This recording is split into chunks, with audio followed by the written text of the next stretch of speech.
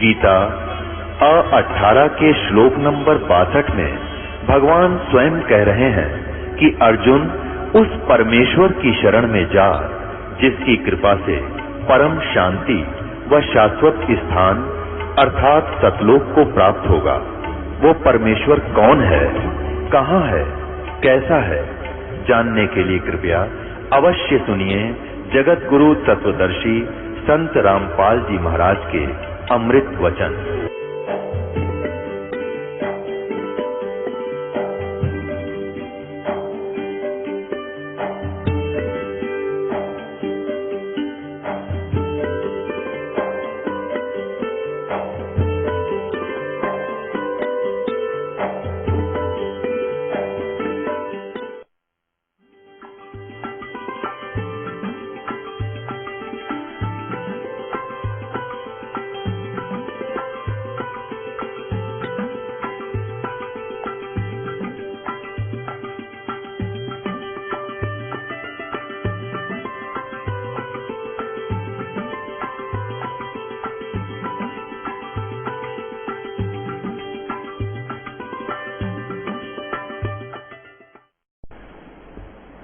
बंदी छोड़ कबीर साहेब की जय। बंदी छोड़ गरीबदास जी महाराज की जय। स्वामी रामदेवानंद जी गुरु महाराज की जय। सर्व संतों की जय, सर्व भक्तों की जय, धर्मी पुरुषों की जय। श्री काशी धाम की जय, श्री छुडानी धाम, श्री करोथा धाम की जय, श्री बरवाला धाम की जय। सत साहिब कर जोरूं विनती करूं, धरूं चरण पर शीश। गुरु रामदेवानंद जी महाराज ने दियो नाम बख्शीश। कोटि कोटि सिजदा करूं, कोटि कोटि प्रणाम। चरण कमल में राखियो मैं बांधी जाम गुलाम।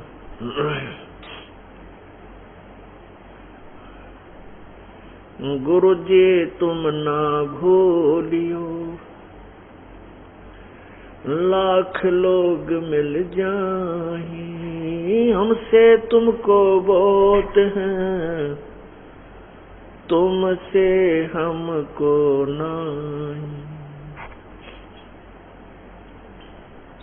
तुम्हारे विसारे क्या बने, मैं किसकी शरण में जाऊं। शिव विरंच मुनि नारदा, तिनके हृदय न समाऊं।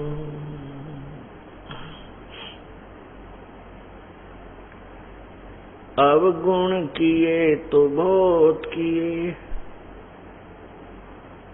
करत न मनिहारे। बावे बंदा बख्श दियो, बावे गर्दन उतारी। अवगुण मेरे बाप जी, बख्शो गरीब निवाज। जो मैं पूत कपूत हूँ, बहुर पिता को लाजे।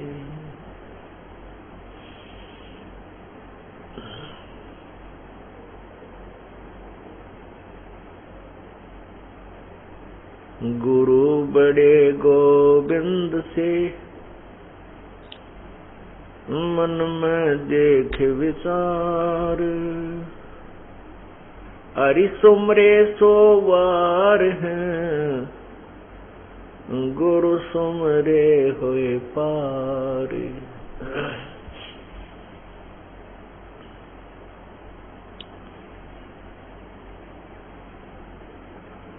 बंदे तू कर बंदगी, जैसा वह दीदार। अवसर मानुष जन्म का मिले न बारंबार।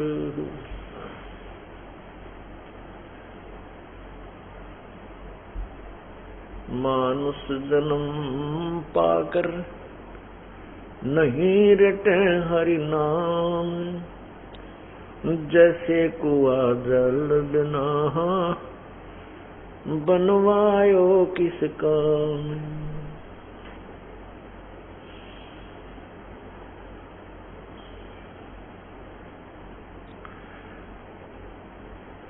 गिरवर जोड़ वडेरे हैं वो माया के धनवंत, रावण की जो लुटेंगे जा पाहुनड़े न संत।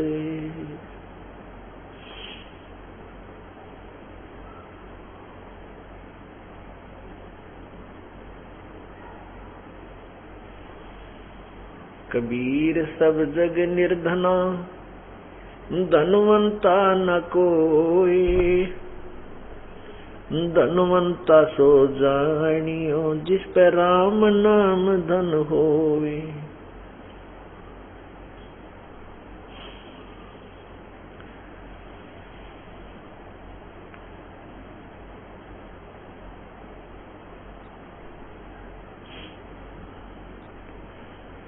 परमपिता परमात्मा सारी सृष्टि के रचनहार कुल मालिक कबीर परमेश्वर सतलोक से चल करके इस काल के लोक में आते हैं, जहां पर हम सब प्राणी एक कारागार की तरह बंद हैं। हम सभी काल की जेल में हैं और यहां पर हमें कोई सुख नहीं है। परमात्मा क्या कहते हैं? झूठे सुख को सुख कहे ये मान रहा मन मोद, ये सकल चबीना काल का कुछ मुख में कुछ गोद। बेटा जाया खुशी हुई बहुत बजाए थाल, ये तो आवन जावन लगा हुआ है जो कीड़ी का नाड़।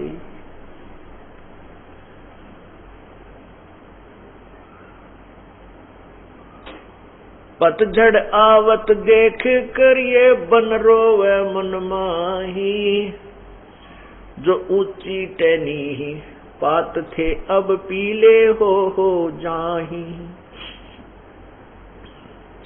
पात झड़नता नू कहे सुन भई तरवर राय, अब के बिछुड़े नहीं मिले न जाने कहाँ गिरांगे जाए। तरवर कहता पात से सुनो पात एक बात, यहाँ की यह रीति है एक आवे एक जात। परमात्मा ने, कबीर भगवान ने, कबीर परमेश्वर ने, कबीर परम अक्षर ब्रह्म ने स्वयं आकर के इस काल के जाल को समझाया है। इस काल के जाल को ना ब्रह्मा जी समझ सके, ना विष्णु जी समझ सके, ना शिव जी समझ सके, और तो समझेंगे कौन? जिनको हम ऋषि महर्षि कहते हैं, वो तो बहुत बाल बुद्धि के व्यक्ति थे। तत्व ज्ञान से ब्रह्मा विष्णु महेश भी अपरिचित हैं, तो ब्रह्मा ये जितने भी ऋषि महर्षि थे ये ब्रह्मा विष्णु महेश जी तक ही सीमित थे। ये हट करके फिर एक निराकार ब्रह्म को भी साथ ही साथ पैरेलल समझा करते थे। कोई ऐसी गुप्त शक्ति है जो प्रत्यक्ष नहीं होती और सब कार्य कर रही है, तो उसको वो पूर्ण निर्णायक तरीके से नहीं समझ सके। इस काल के जाल को आकर के परमात्मा समझाते हैं। क्या बताते हैं? कि काल को, इस ब्रह्म को, जो ब्रह्मा विष्णु महेश जी के पूज्य पिताजी हैं, ज्योति निरंजन को श्राप लगा हुआ है 1,00,000 मानव शरीरधारी प्राणियों के खाने का। जीव नहीं मरता, लेकिन उस जीव के ऊपर जो ये कवर चढ़ा रखा है, ये खोल चढ़ा दिया 5 तत्वों का, इसके नीचे एक सूक्ष्म शरीर है। उस सूक्ष्म शरीर के अंदर इस स्थूल शरीर के माध्यम से कुछ ऐसी वासनाएं संचित हो जाती हैं, उसमें डिपॉजिट हो जाती हैं, और वो गंध, वो मैल उस सूक्ष्म शरीर, मानव शरीरधारी प्राणी के सूक्ष्म शरीर के ऊपर, शरीर के अंदर एक और शरीर है, इस स्थूल शरीर के अंदर, उसके अंदर समा जाते हैं। उनको निकालने के लिए, उस गंध को निकालने के लिए, अपने आहार के लिए उस काल बलि ने, भगवान काल ने, ब्रह्म ने, जो गीता जी के 11वें अध्याय के 32वें श्लोक में कहता, मैं काल हूं, सबको खाने के लिए आया हूं। और अर्जुन भी देख रहा है 11वें अध्याय के 21वें श्लोक में कि आप तो इन देवताओं को भी खा रहे हो। देवताओं में ब्रह्मा विष्णु महेश भी साथ ही होते हैं, और इन ऋषियों को भी खा रहे हो, इन सिद्धों को भी खा रहे हो, जो आप ही के गुणगान सुन अच्छे स्तोत्रों के माध्यम से मंगल हो, बख्श दो ऐसी रट लगा रहे हैं। तो वो कहता है, वो काल है ये, उसको 1 लाख जीव खाने का शराप लगा हुआ है, साप लगा है। वो उन सूक्ष्म शरीर के अंदर जो सारे जीवन में ये प्राणी ग्रहण करता है, जैसे खट्टा मीठा खा के, और आप देखते हो व्यसन करने को ज्यादा दिल चाहता, मन चाहता है। मन ये काल है, काल का ही ये समझो नाना रूप बनकर के ये काल ही हमारे अंदर मन रूप में विद्यमान रहता है।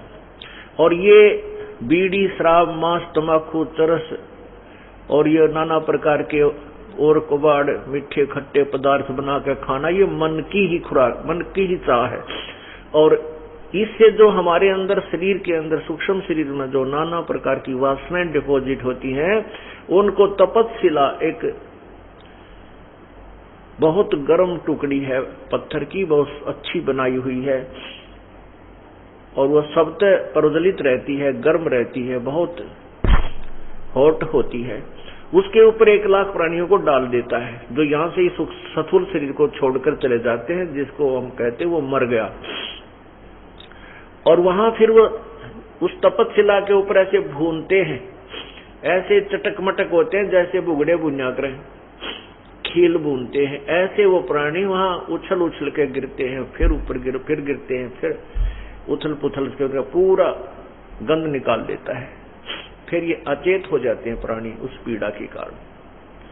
उस कुछ समय के उपरांत, उसका सीमित समय है, उसके बाद वो वहां से ऊपर आकाश में उड़ा दिए जाते हैं।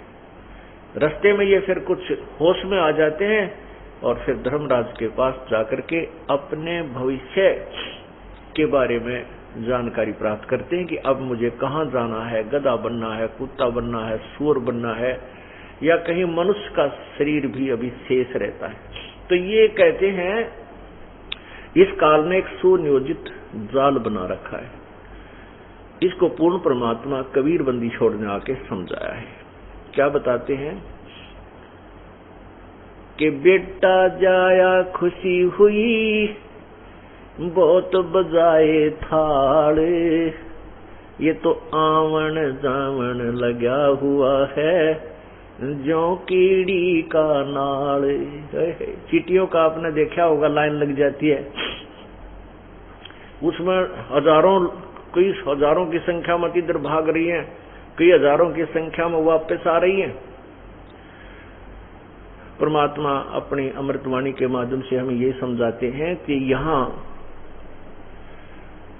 इन प्राणियों का आना और जाना, यानी मृत्यु और जीवन, इस कीड़ी के नाल की तरह प्रतिदिन जारी रहता है, चलता रहता है। अब यहां हम खुशी मनाते हैं कि पुत्र हो गया। पुत्र के होने पर थाली बजाई जाती है, और पुत्री हो जाती है तो नाक चढ़ाई जाती है। ये हमारा एक ऐसा रूढ़िवादिता बना दी नकली गुरुओं ने कहते हैं पुत्र के बिना मोक्ष नहीं होता, पुत्र के बगैर मुक्ति नहीं होती। क्यों? कहते फिर वो श्राद्ध निकाल लगा ना बेटा, फिर श्राद्धों से मुक्ति बताते हैं। अंतिम संस्कार करेगा बेटा, बुढ़ा करेगा। तो इस तरह की नकली सांग में, नकली एक व्यर्थ की साधना और रीति रिवाजों में इस मानव को भ्रमित कर दिया इन नकली गुरुओं ने। जबकि लड़के और लड़की में कोई अंतर नहीं होना चाहिए। और जब हमें ये ज्ञान हो जाएगा अध्यात्म ज्ञान के होने के पश्चात, तो हम फिर कुछ और ही विचार करते हैं।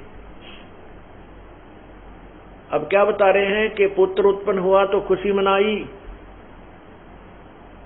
और राजा लोग तो बैंड बाजे बजा करके अपनी खुशी प्रकट करते हैं,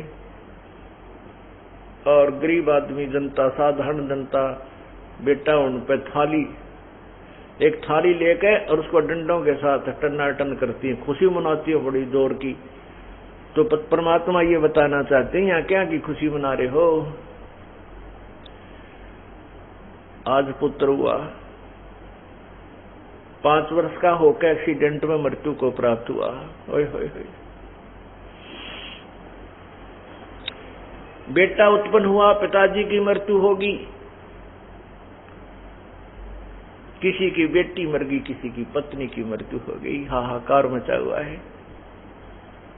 तो यहाँ परमात्मा हमें याद दिलाना चाहते हैं, ये क्या कि किस उद्देश्य से, किस आधार से तुम खुशी मना रहे हो? इसलिए मना रहे हो क्योंकि तो आपको इसके एंड का ज्ञान नहीं, इससे सारे जो घटनाक्रम के अंत का तुझे ज्ञान नहीं।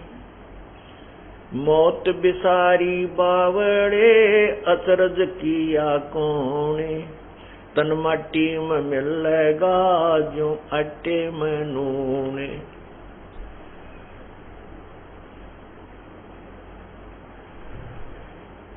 प्रसंग प्रारंभ हुआ है कि ये 3 लोक, ये 21 ब्रह्मांड, ये सभी काल भगवान ब्रह्म ज्योति निरंजन की जेल है। इस कारागार में हम बंद हैं, इससे बाहर हम नहीं जा सकते। ये खुली जेल है, ओपन जेल है। इसमें काफी अच्छी व्यवस्था इसने की हुई है, और इसको हम अपना घर मान बैठे हैं। हमारा ये घर नहीं है। इसको समझाने के लिए परमात्मा हमें क्या बताते हैं कि यहाँ पर तो जन्म और मृत्यु सदा बनी रहेगी। जैसे पवित्र गीता जी अध्याय नंबर 2 के श्लोक 12 में गीता ज्ञान दाता स्वयं कहता है कि अर्जुन, तेरे ये नहीं है कि तू, मैं और ये सामने सैनिक खड़े हैं जो युद्ध के लिए तैयार हैं, ये ना जान के हम अभी वर्तमान में ही सब हैं, उत्पन्न है। नहीं, हम पहले भी थे, आप और हम पहले भी थे और आगे भी रहेंगे। गीता जी के अध्याय नंबर 4 के श्लोक 5 में कहा है गीता ज्ञानदाता ने कि अर्जुन, तेरे और मेरे बहुत जन्म हो चुके हैं, तू नहीं जानता, मैं जानता हूं। गीता जी के अध्याय नंबर 4 के श्लोक 9 में फिर कहा है,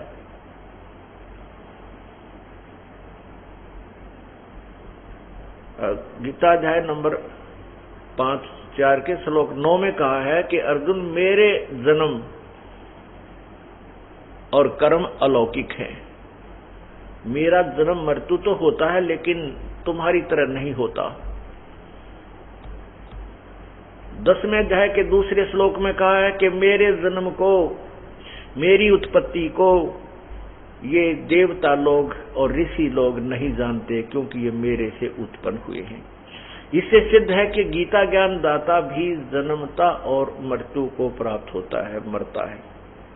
ये अविनाशी नहीं है, इसका भी आना और जाना, आविर्भाव और तिरोभाव अर्थात जन्म मृत्यु बनी रहती है।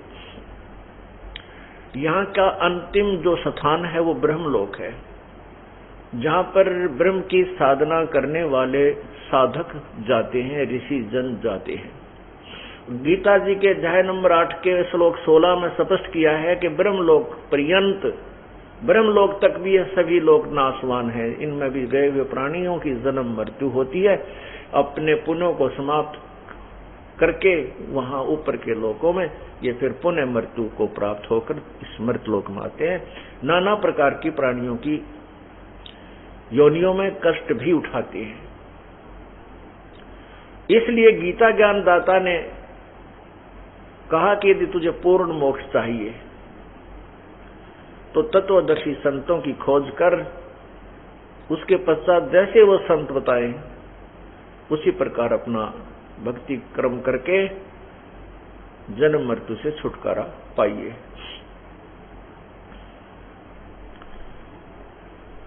क्या बताते हैं?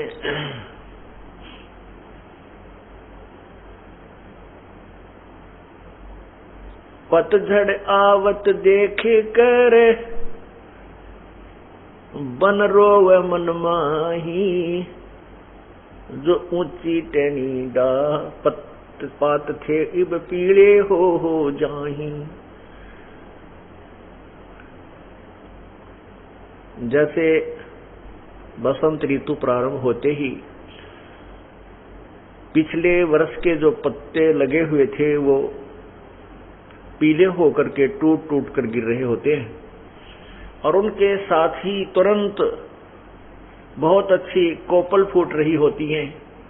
कुछ दिनों में वो पत्तों का रूप धारण कर लेती हैं, और एक वर्ष वो भी फिर अपनी मस्ती में हवा के झोंके आते हैं, जब फड़फड़ फड़फड़ करके मस्ती मार करके, और फिर वो नेक्स्ट बसंत में वो फिर टूट टूट कर गिरने लग जाते हैं,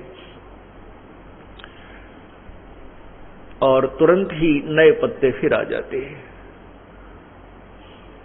परमात्मा कबीर बंदी छोड़ जी हमें इस काल के लोक की स्थिति समझा रहे हैं। कहते हैं जब पत्ता टूट के वृक्ष से भिन्न होता है, वो क्या कह रहा हो, मानो वो ये कह रहा है कि सुन भाई तरवर अर्थात है पेड़, अब सुन ले मेरी दुख भरी कहानी। अब के बिछड़े हुए फिर हम तेरे से नहीं मिल पाएंगे, ना जाने कहां गंदे नाले में गिरेंगे या पशुओं के पैरों के नीचे कुचले जाकर हम नष्ट हो जाएंगे। आपका और हमारा संबंध समाप्त हुआ। मानो एक प्राणी, एक मानव अपने परिवार को त्याग कर जब मृत्यु को प्राप्त होकर जा रहा होता है, वो ये कह रहा होता है कि अब हम इस परिवार से, इसी शरीर में पुनः नहीं मिल सकते। ना जाने कौन सी योनि में, ना जाने कौन से प्राणी के शरीर में प्रवेश करना होगा। तो परमात्मा मानो समझा रहे हैं, तरवर के माध्यम से, पेड़ के माध्यम से हमें समझाना चाहते हैं। पात जड़नता यूं कहे सुन भई तरवर राय, अब के बिछड़े नहीं मिले, न जाने कहां गिरांगे जाए। तरवर कहता पात से सुनो पात एक बात, यहाँ की यह रीति है एक आवे एक जाते। इस काल के लोग की तो यही रिवाज है, ये रीति रिवाज है, ये हार्ड एंड फास्ट रूल है कि जन्म और मृत्यु होगी ही होगी। एक आ रहा है तो एक जा रहा है, यहाँ का एक नियम है। ये परमात्मा इस वृक्ष के माध्यम से हमें ये यथार्थ ज्ञान, तत्व ज्ञान बता रहे हैं। तो यहां पर ब्रह्मा विष्णु महेश जी की भी मृत्यु होती है, ये स्वयं स्वीकार करते हैं। श्रीमद् देवी भागवत 3रा स्कंद,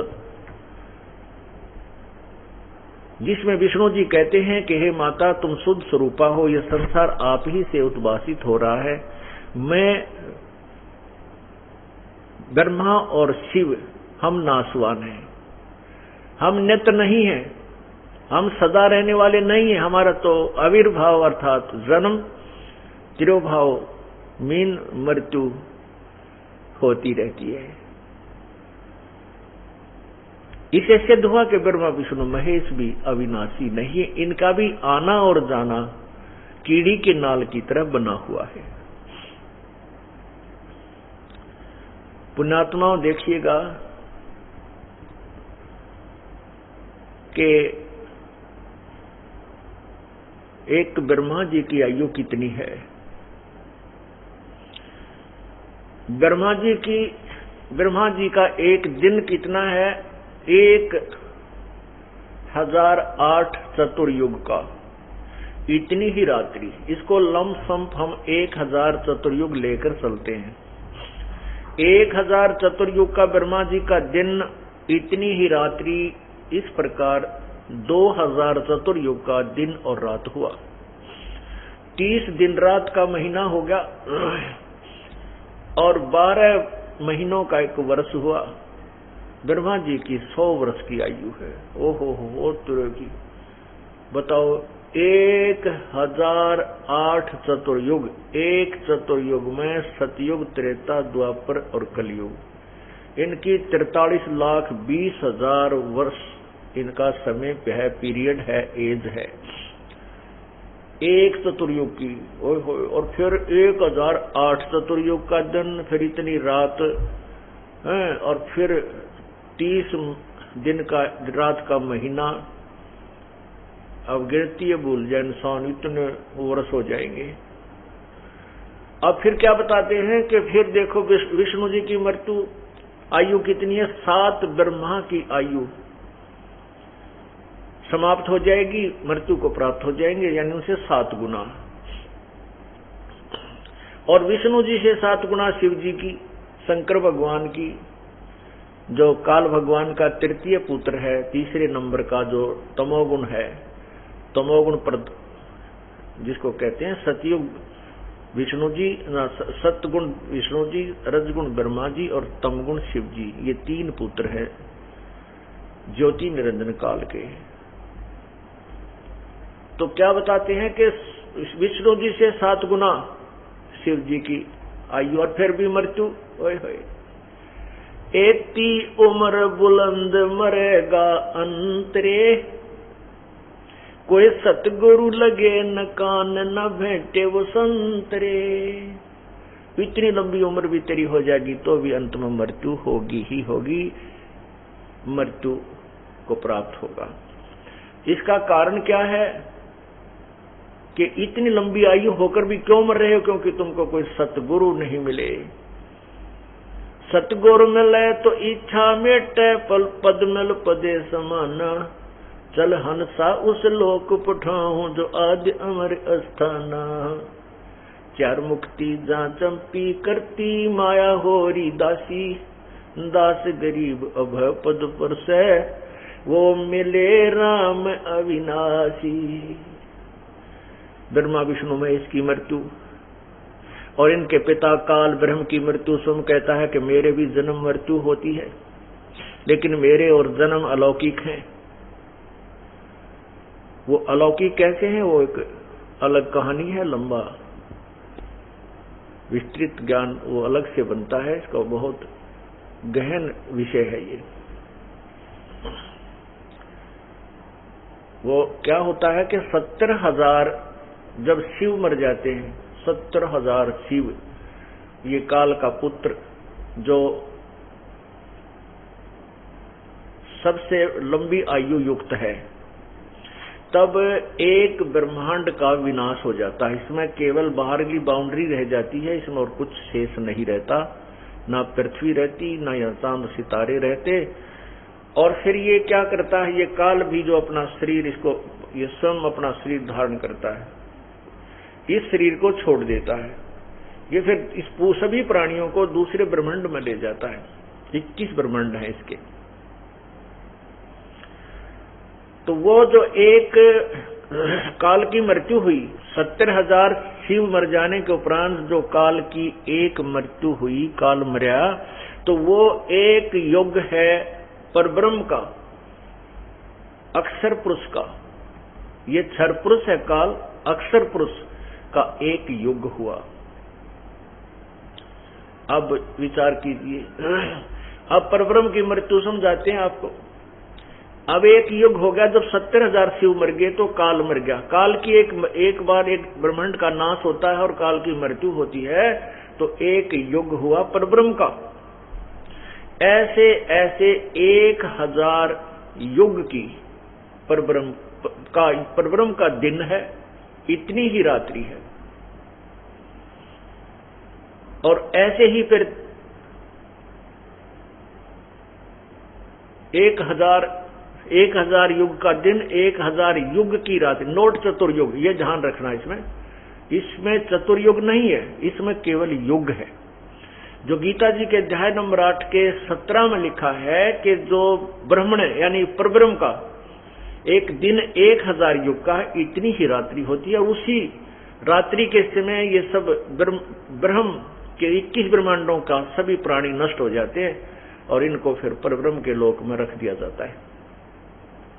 तो वो 1000 युग का परब्रह्म का दिन, इतनी ही रात्रि। 2000 युग के, नोट चतुर्युग, 2000 युग के दिन एक दिन रात हुआ और 30 दिन रात का एक महीना, और ऐसे 12 महीने का एक वर्ष, और 100 वर्ष की परब्रह्म की आयु अक्षर पुरुष की हुई।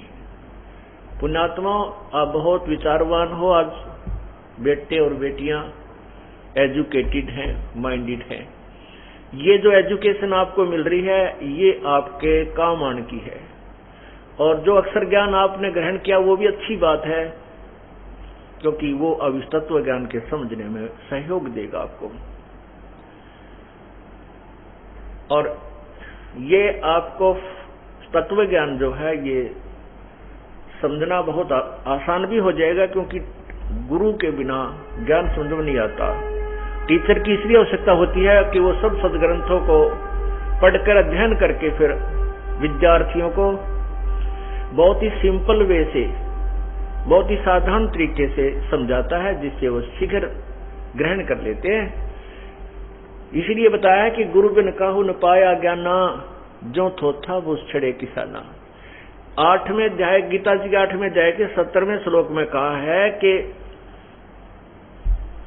वो ब्रह्मण यानी परब्रह्म का जो एक दिन है, वो 1000 चतुर्युग का है, 1000 युग का है, चतुर्युग का नहीं है। इन अनुवादकर्ताओं ने इसमें गड़बड़ी की है थोड़ी सी। ये देखिएगा गीता जी, ये श्रीमद् भगवत गीता, गीता प्रेस गोरखपुर से प्रकाशित है, और 8वां अध्याय देखिएगा। इसमें ये 16वां श्लोक देखें। हे अर्जुन, ब्रह्मलोक पर्यंत सब लोग पुनर्वर्ती में हैं, परंतु मुझको प्राप्त होकर पुनर्जन्म नहीं होता। इसका इन्होंने अर्थ गलत किया है। हिंदी देखिएगा। अब्रह्म भुवनाथ लोका पुनर्वर्तिन है अर्जुन, माम उपेतु कौन्ते पुनर्जन्म न विद्यते। इसका अर्थ यह है कि जो इस बात को नहीं जानते कि ब्रह्मलोक तक सभी नष्ट होते हैं, न विद्यते, विद धातु से बनता है, विद्या माने विद्या, ज्ञान। जिनको ये पता नहीं है, वो मुझे प्राप्त होकर भी मृत्यु को प्राप्त होते हैं। फिर भी हम इसको देख ले, ब्रह्मलोक तक जितने भी हैं, ये मृत्यु को प्राप्त होते हैं। फिर 17वें में क्या कहा है? सहस्र युग पर्यंतम है यत ब्रह्मणे विदु। ब्रह्मणे माने बड़े भगवान का, यानी एक एक अक्षर का समय अनुसार उसके अर्थ बदल जाते हैं। तो इसमें लिखा है कि सहस्र युग पर्यंतम, नोट चतुर्युग नहीं लिखा इसमें, ओनली सहस्र युग, 1000 युग, चतुर्युग नहीं है। और इतनी रात्रिम युग सहस्र अंताम ते अहोर रात्रि विद जना। इसका क्या अर्थ है?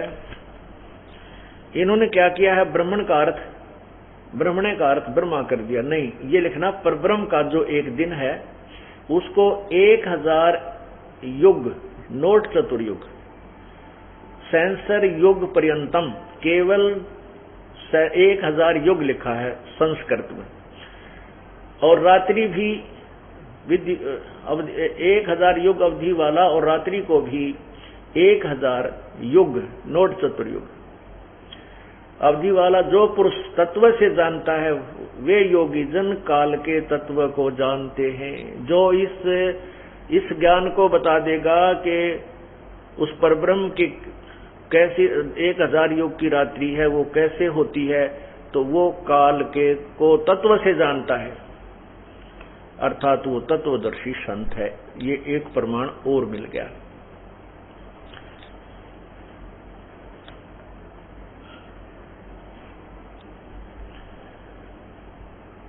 अब देखो क्लियर हुई कहानी,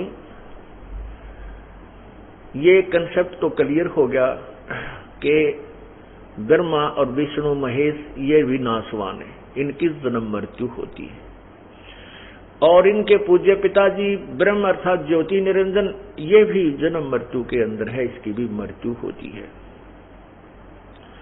उसके बाद जो परब्रह्म है ये भी, इसका भी अंत होता है, इसकी भी मृत्यु होती है।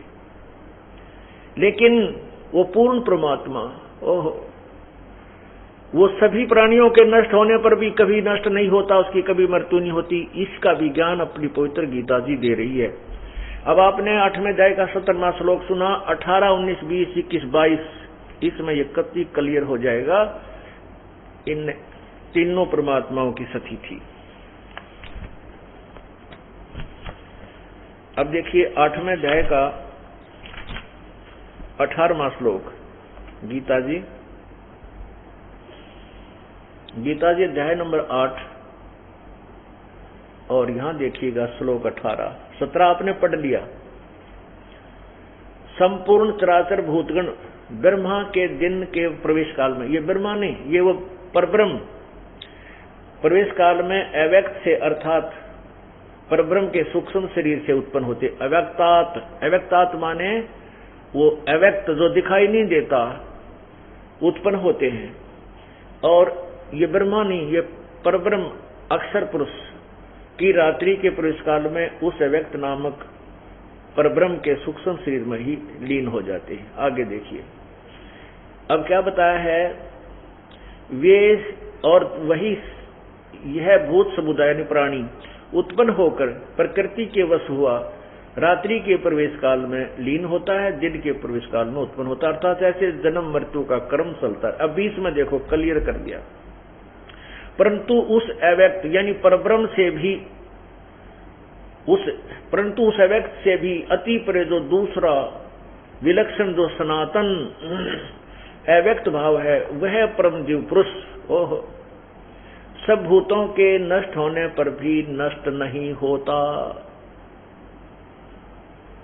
वो तीसरा जो पूर्ण परमात्मा है उसके विषय में बताया है। एक अव्यक्त तो गीता ज्ञान दाता स्वयं के लिए कह रहा है 7वें अध्याय के 24वें श्लोक में कि मैं अव्यक्त हूं। अव्यक्त का अर्थ होता है जो वस्तु विद्यमान हो और हमें दिखाई ना दे। जैसे बादल सूर्य के सामने छा जाते हैं तो उस समय सूर्य अव्यक्त होता है, अदृश्य होता है, लेकिन उसकी स्थिति बरकरार रहती है, वो साकार रूप में बादलों से परे चमक रहा होता है। ऐसे ही ये ब्रह्म भी अव्यक्त है, ये किसी के सामने नहीं आता, वो जो के त्यों स्वरूप में ब्रह्मलोक के ऊपरले हिस्से में एक ब्रह्मांड में ये गुप्त रहता है, ये भी अव्यक्त कहलाता है। उसके बाद दूसरा अव्यक्त ये आपने सुना कि ब्रह्म ये अक्षर पुरुष है यानी परब्रह्म है, जिसके अंदर ये सभी प्राणी जो ब्रह्म के क्षेत्र में हैं ये सभी उसमें लीन हो जाते हैं। 1000 युग के बाद इनके परब्रह्म के और ब्रह्म के दोनों ही के प्राणियों का अंत हो जाता है। और ऐसे उस अव्यक्त यानी परब्रह्म के दिन के एक समय तो ये सभी साजबाज सृष्टि बनी रहती है, जब उसकी रात होती है सब नष्ट होकर के उसमें इकट्ठे करके रख दिए जाते हैं। अब 18 के 20वें श्लोक में स्पष्ट किया है कि उस अव्यक्त से भी परे जो अव्यक्त, जो सनातन अव्यक्त भाव है, अर्थात वो परम जीव पुरुष, तो सभी प्राणियों के नष्ट होने पर भी कभी नष्ट नहीं होता। अब पुण्यात्माओं, हमने यही समझना है। इसको समझने के बाद फिर हम जिस मार्ग पर चलेंगे फिर विचलित नहीं होंगे, और तब हम भक्त बनेंगे। जैसे गीता जी में कहा कि अर्जुन, जब तेरा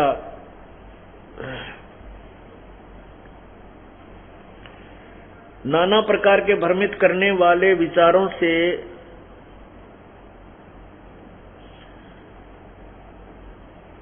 आप भ्रमित ना होकर के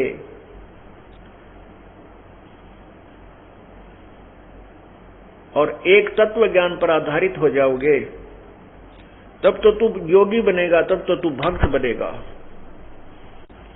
ये देखिएगा, गीता अध्याय नंबर 2 के श्लोक 53 में स्पष्ट किया है कि अर्जुन, जब तेरा मन नाना प्रकार के भ्रमित करने वाले विचारों से हटकर एक तत्व ज्ञान पर तो आश्रित हो जाएगा, तब तू योगी होगा, तब तो भक्ति करने के योग्य बनेगा, तू भक्त बनेगा। अब आप भक्ति अवश्य कर रहे हो, लेकिन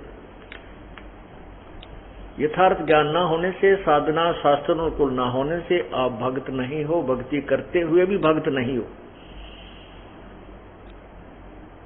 अब देखिएगा वही गीता जी, श्रीमद् भगवत गीता अध्याय नंबर 2 और श्लोक नंबर 53 देखिएगा, 53।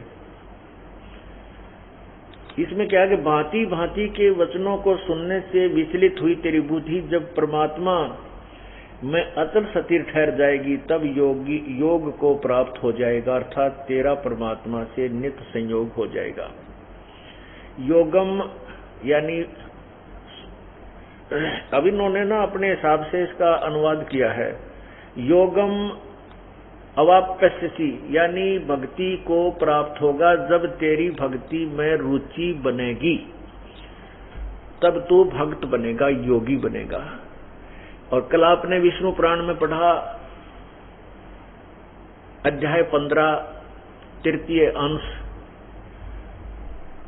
उसमें क्या लिखा है कि जो श्राद्ध के विषय में ब्राह्मणों, एक ब्राह्मण जमाते हैं अपने यहाँ श्राद्ध निकालने जब, और परमात्मा कहते हैं कि ऐसे ऐसे 1000 ब्राह्मणों के सामने एक योगी, योगी अर्थात तत्व ज्ञान युक्त साधक को भोजन करा दिया जाए, अर्थात उनके सामने प्रवेश कर दिया जाए, तो उन 1000 ब्राह्मणों का भी कल्याण करे और तुम्हारे पितरों का भी कल्याण करे, तुम्हारे जो पूर्वज से उनका भी कल्याण करे, अर्थात वो तत्व ज्ञान से परिचित करा करके आपको यथार्थ भक्ति पर लगाएगा। उसके बारे में अब क्या बताया है कि ब्रह्मा विष्णु महेश जी और ब्रह्म परब्रह्म अक्षर पुरुष सरपुरुष ये सभी नाशवान है। इसी का प्रमाण गीता जी अध्याय नंबर 15 के श्लोक 16 और 17 में निर्णायक दिया है।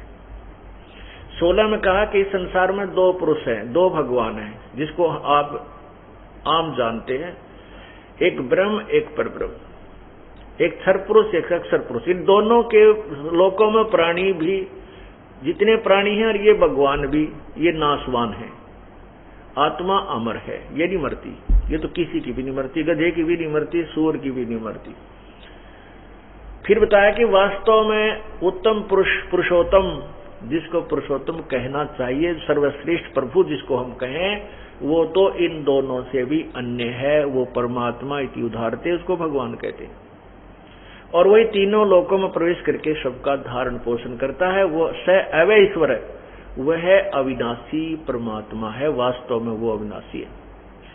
जग सारा रोगिया रे जिन सतगुरु वैद न जाण्या, जग सारा रोगिया रे, जग सारा रोगिया रे जिन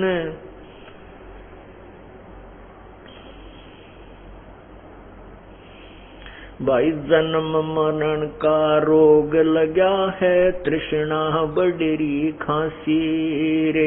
जन्म मरण का रोग लगा है, तृष्णा बडरी खांसी।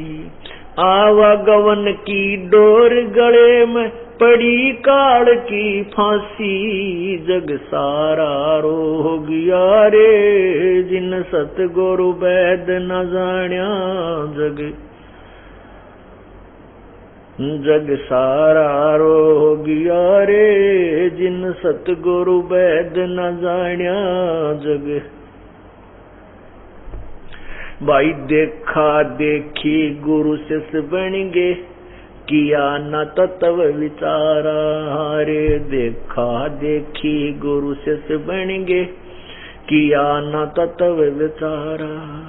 गुरु शिष दोनों के सिर पे उकाड़ ठोके पंजारा। जग सारा रोग यारे, जिन सतगुरु वैद न जान्या। जग सारा रोग यारे, जिन सतगुरु वैद न जान्या। भाई अंधे की बात, भाई सच्चा सतगुरु कोई है न पूजे, ये झूठों जगपतियासी। सच्चा सतगुरु कोई न पूजे, झूठों जगपतियासी। अंधे की बाँ गही अंधे, नये मार्ग कौन बतासी। जग सारा रोग यारे, जिन सतगुरु वैद न जान्या। जग सारा रोग यारे, जग सारा रोग यारे, जिन जग सारा रोग यारे। भाई सार शब्द सर जीवन बूटी, गस गस अंग लगावे। सार शब्द सर जीवन बूटी, गस गस अंग लगावे। कहे कबीर तुम सतकर मानो, ये जन्म मरण मिट जावे। जग सारा रोग यारे, जिन सतगुरु वैद न जान्या। जग सारा रोग यारे, जग सारा रोग यारे।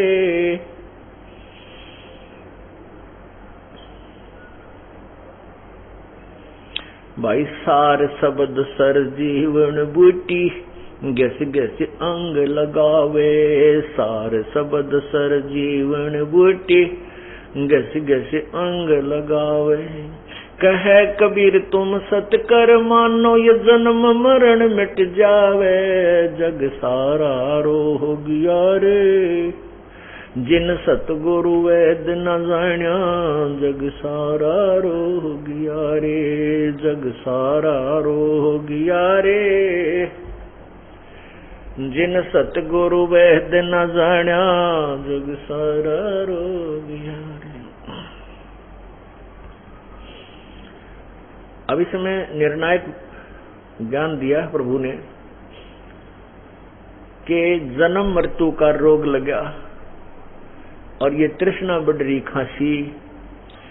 आने जाने की जन्म और मृत्यु का है, आवन जावन की डोर गले में पड़ी काल की फांसी।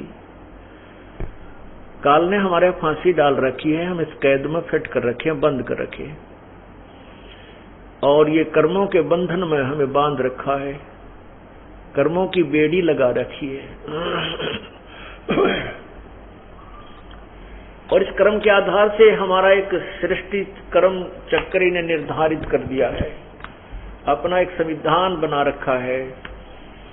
परमात्मा के विधान अनुसार ये प्राणी जन्मता और मृत्यु को प्राप्त होता रहता है। जैसे ऑटोमेटिक सिस्टम इसने बना रखा है। प्रत्येक प्राणी के अंतःकरण के अंदर ये सभी आपके पुण्य और पाप कोड वर्डों में डिपॉजिट होते हैं, और इनकी एक फाइल प्रभु के दरबार में प्रत्येक प्राणी की होती है। परमात्मा के कंप्यूटर में भी सबके संस्कार डिपॉजिट होते हैं, और वहां से फिर प्रभु के ऑटोमेटिक सिस्टम तक वो बीच में अपने सिर में दर्द नहीं करता भगवान, जैसे कर्म करेगा वैसे ही फल उसने निर्धारित किए हैं, उसके आधार पर ऑटोमेटिक ही अपने नष्ट शरीरों में जाता है, धर्मराज के दरबार में भी जाता है, नरक में भी जाता है, अन्य प्राणियों के शरीरों में भी जाएगा ही जाएगा। जब तक, कब तक? जब तक इन कर्मों को डिस्टर्ब करने वाला, इन कर्मों को चेंज करने वाला, परिवर्तित करने वाला पूर्ण परमात्मा का नुमाइंदा संत नहीं मिलेगा। मासा घटे न चल बधे, विद न लिखे जो लेख, सच्चा सतगुरु मेट कर ऊपर मारे मेखो।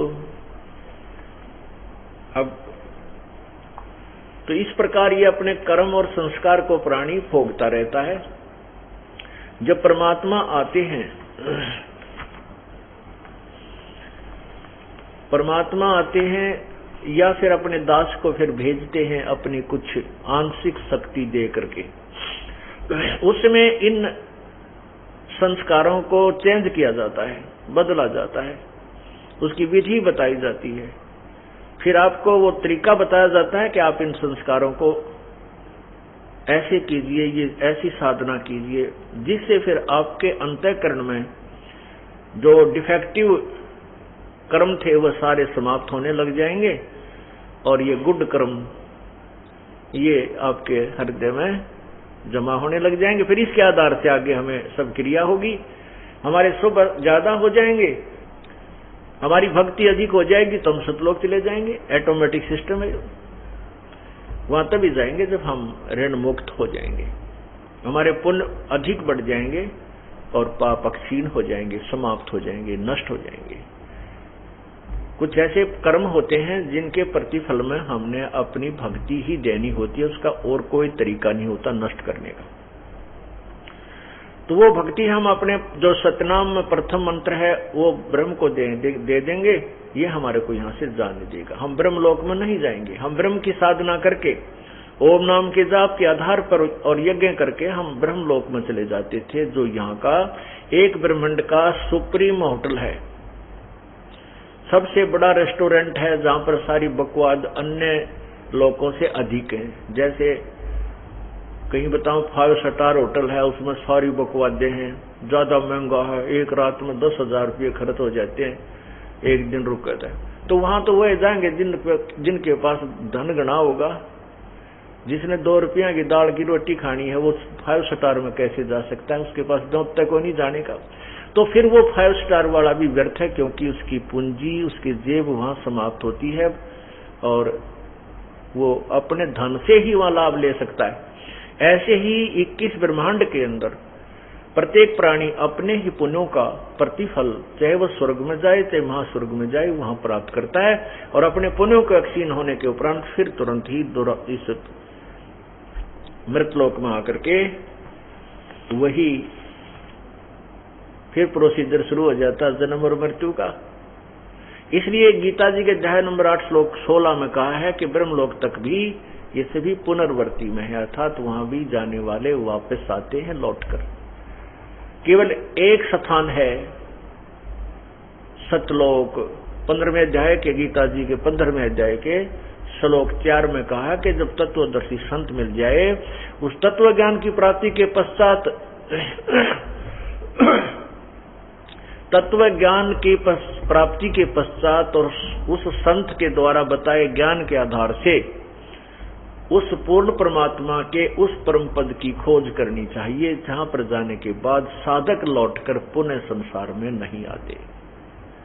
और जिस परमेश्वर से सारे संसार रूपी वृक्ष की अर्थात पूरे ब्रह्मांडों की रचना हुई है, गीता ज्ञानदाता कहता है कि मैं भी उसी की शरण में हूं और उसी की साधना सभी को करनी चाहिए।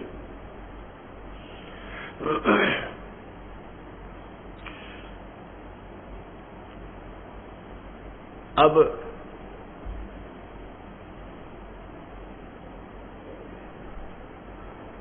हमने उस परमात्मा के सतलोक में जाना है, सतलोक की प्राप्ति करनी है, जहां जाने के बाद फिर जन्म मृत्यु फॉरएवर सदा के लिए समाप्त हो जाएगी। उसका तरीका यही है कि ब्रह्म तक के जो ब्रह्मा विष्णु महेश की जो हम आपको प्रथम साधना बताते हैं, दुर्गा की, गणेश जी की, ये तो हमारे यहाँ के जो संसारिक, जब तक हमने यहाँ रहना है पृथ्वी लोक में, इस ब्रह्मांड 21 ब्रह्मांडों में, तो यहाँ हमें इन जाप की कमाई से यहाँ कुछ सुविधाएं मिलेंगी। फिर हम ब्रह्म को दे देंगे अपना जो ओम नाम के जाप की कमाई, हम ब्रह्म लोक में नहीं जाएंगे, वहां भी मृत्यु को प्राप्त होते हैं। अपने ही जेब, अपने पुण्यों को हम समाप्त करते, नष्ट कर देते। जो गीता जी अध्याय नंबर 18 के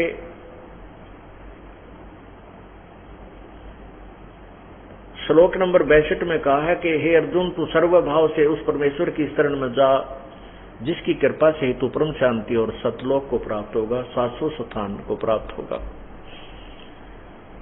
उसी के विषय में कहा है कि उस परमात्मा के पाने के लिए 18वें अध्याय के 66वें श्लोक में कि सर्वधर्मान परित्यज माम एकम शरणं व्रज,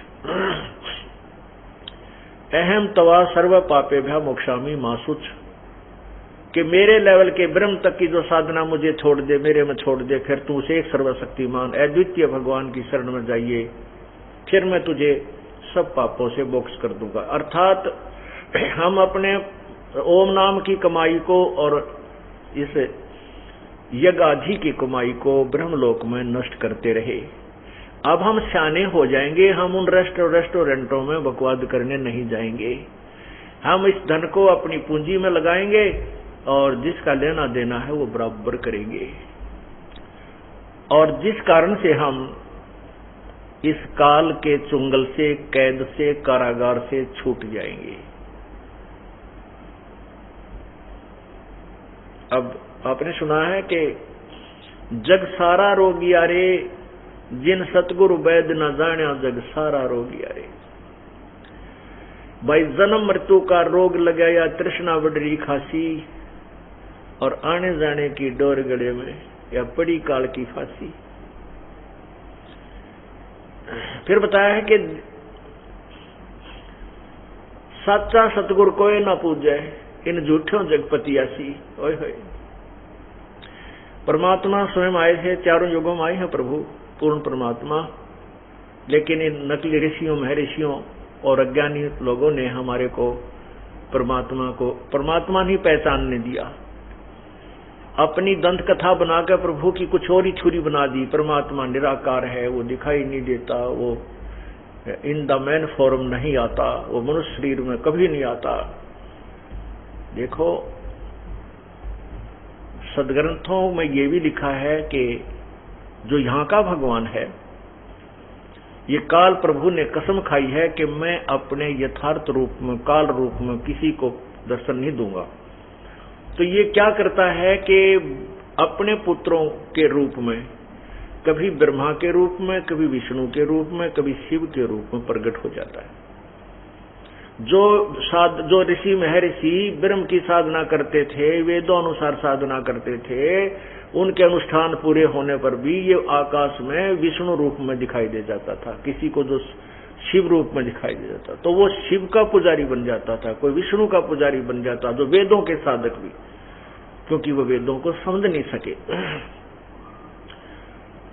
इस प्रकार ब्रह्मा विष्णु महेश की साधना दृढ़ होती चली गई। ये काल चाहता है कि मेरी भक्ति करें, लेकिन इसके एक अपनी जो प्रतिज्ञा आगे अड़ जाती है, ये अपना वास्तविक स्वरूप नहीं दिखा सकता। इसलिए इसने ब्रह्मा विष्णु शिव के रूप माना पड़ता है। इसलिए प्राणी सब ब्रह्मा विष्णु महेश तक ही सीमित रह जाते हैं और इन्हीं की पूजाओं में लगे रहते हैं।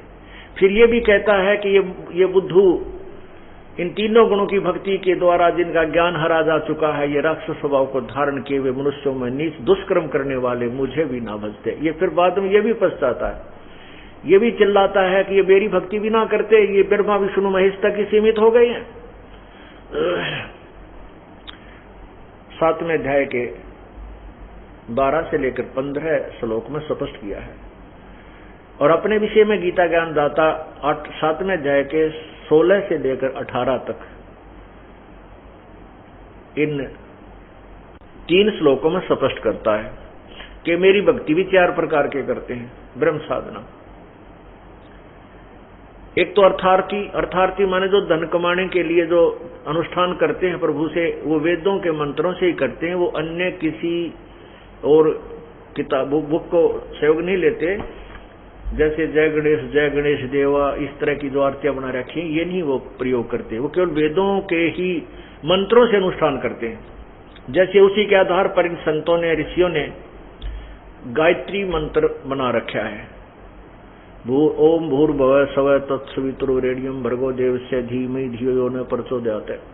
तो ये लोग केवल वेदों के मंत्रों से ही करते हैं अनुष्ठान, धन कमाने के लिए या आर्थ संकट निवारण के लिए। और तीसरे जिज्ञासु होते हैं जो परमात्मा की महिमा से परिचित होने का प्रयत्न करते हैं, जो ज्ञान ग्रहण करते रहते हैं और बाद में वे स्वयं ही ज्ञानी बनकर वक्ता बन जाते हैं, लेकिन कल्याण नहीं करवाते, वो जिज्ञासु है। ये तीनों के तीनों व्यर्थ बताए। और चौथा जो ज्ञानी है, ज्ञानी का अर्थ है जिसको ये पता लग गया कि भी मनुष्य जीवन बार बार नहीं मिलता, और मनुष्य जीवन प्राप्त करके यदि हमने आत्म कल्याण नहीं करा तो हम अपना जीवन व्यर्थ कर जाएंगे। फिर उसको ये भी ज्ञान हो जाता है कि वेदों में लिखा कि एक ही परमात्मा जिसकी पूजा करनी चाहिए, जैसे गीता जी में आपने पढ़ा, और गीता ज्ञान दाता भी कहता है मैं भी उसी की शरण में हूं, उसी की पूजा दृढ़ निश्चय से करनी चाहिए, उससे पूर्ण मोक्ष प्राप्त होता है। तो उन ऋषियों ने, ज्ञानियों ने वेदों का निष्कर्ष स्वयं ही निकाला। उनको तत्वदर्शी संत नहीं मिला, क्योंकि उसमें गीता जी के अध्याय नंबर 4 के श्लोक 34 में स्पष्ट किया है कि 34 में स्पष्ट किया है कि तत्वदर्शी संतों की खोज करो, वो तत्व ज्ञान, वास्तविक जो ज्ञान है वो बताएंगे। और 8वें अध्याय के 4थे अध्याय के 32वें श्लोक में स्पष्ट किया है कि जो कोई तो देवताओं को पूजता है, कोई अपने ही आधार से को प्राणायाम आदि करके श्वास उश्वास की क्रिया कोई मोक्ष मानता है, कहते ये नहीं। पूर्ण परमात्मा ने अपने मुखारविंद से अपने मुख्य ज्ञान में, तत्व ज्ञान में नाना प्रकार की बहुत सी विधियां बताई हैं, उनको समझो, उनको सुनो, और वो तत्वदर्शी संत बताएंगे, उनके पास जाइए। ऐसे ही यजुर्वेद के अध्याय नंबर 8 के 40 के श्लोक 10 में स्पष्ट किया है कि कोई तो परमात्मा को साकार कहता है, जन्म लेने वाला, कोई निराकार कहता है, न जन्म लेने वाला। इसके विषय में यथार्थ ज्ञान तो तत्वदर्शी संत बताएंगे, उनसे सुनो। तो उन ऋषियों ने ये श्लोक भी पढ़े, पर यहाँ बुद्धि ना गई, क्योंकि काल कहता है इन सभी जितने मेरे अंतर्गत ऋषि महर्षि हैं, इनकी बुद्धि, इनका बल और बुद्धि मेरे हाथ में है, ये इनको ओपन नहीं होने देता, बुद्धि को बंद रखता है। ये तो कबीर परमात्मा आते हैं, अपनी शक्ति से हमें दृढ़ता के साथ तत्व ज्ञान के ऊपर आश्रित करते हैं। और यजुर्वेद के अध्याय नंबर 40 के श्लोक मंत्र 17 में स्पष्ट किया है, वेद ज्ञान दाता कहता है कि वो परमात्मा तो ऊपर प्रोक्ष है, अव्यक्त है, गुप्त है, और मैं स्वर्ग में हूं, आकाश में। मेरी साधना करता है, मुझे प्राप्त होता है, जो उसकी साधना करता है उसके पास चला जाता है। अब उन ऋषियों ने, जो ज्ञानी आत्मा थी, उनको ये तो हुआ कि उन्होंने निष्कर्ष निकाल लिया कि यजुर्वेद के अध्याय नंबर 40 के मंत्र श्लोक में 15 में लिखा है कि ओम कर्तु शमर, किल्वे शमर और कर्तुम शमर। ओम नाम का जाप काम करते करते सिमरन करो, विशेष कसक के साथ किल्वे सिमरन करो, और अपना परम कर्तव्य समझकर सिमरन करो। अब ओम नाम तो गीता वेद ज्ञान दाता ने अपना बताया है, जैसे गीता जी अध्याय नंबर 8 के श्लोक 13 में कहा कि ओम इति एक अक्षरम ब्रह्म द्वहन माम अनुस्मरण यह पर्याति तजन देहम सयाति परमाम गतिम, कि मेरा तो ओम नाम है, और जो इसका सिमरन अंतिम श्वास तक करता है, मृत्यु तक, तो मेरे को प्राप्त होता है। फिर गीता जी अध्याय नंबर 17 के श्लोक 23 में स्पष्ट किया है कि उस पूर्ण परमात्मा के पाने का 3 मंत्र का जाप है। ओम तत्सत इति निर्देश है ब्रह्मण त्रिविध समर्थ है। इस ओम नाम, ओम और तत्सत, तत्सत ये सांकेतिक है, गुप्त है। ओम और तत् ये सांकेतिक और शब्द है, अक्षर है। इन 2 अक्षर का एक सतनाम बनता है।